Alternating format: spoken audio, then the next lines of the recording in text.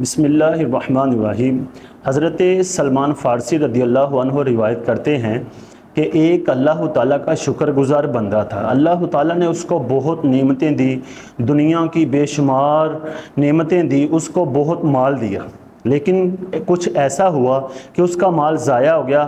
آہستہ آہستہ وہ غریب ہو گیا، اس کا سارا مال کسی تجارت میں ضائع ہو گیا، کسی طرح فنا ہو گیا، اور اس کے پاس صرف ایک چٹائی بچی۔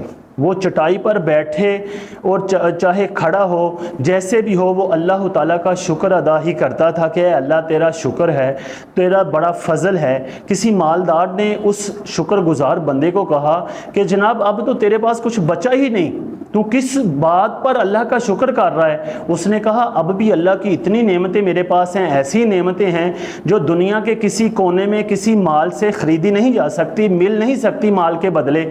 تو اس مالدار نے کہا کہ جناب وہ کون سی نعمتیں ہیں؟ تو اس شکر گزار بندے نے کہا آنکھیں، کان، ہاتھ، زبان، پاؤں، یہ ایسی چیز ہے کہ جو پیسے سے نہیں خریدی جا سکتی۔ یعنی اگر آنکھ خراب ہو جائے، بینائی چلی جائے، انسان کو نظر نہ آئے، تو انسان ساری دنیا کی دولت لگا دے تو پھر بھی وہ نعمت انسان کو صحیح حاصل نہیں ہو سکتی۔ اسی لیے انسان کو اپنی صحت پر اور جو اللہ تعالیٰ نے نعمتیں عطا کی ہیں ان پر شکر ادا کرنا چاہیے۔ اللہ تعالیٰ ہمیں شکر گزار بندہ بنائے۔